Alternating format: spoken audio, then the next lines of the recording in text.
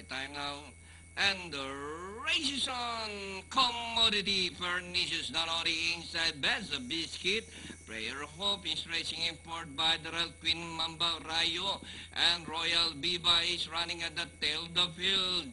Commodity Best Biscuit fighting it out for the lead. Pernicious is racing in third.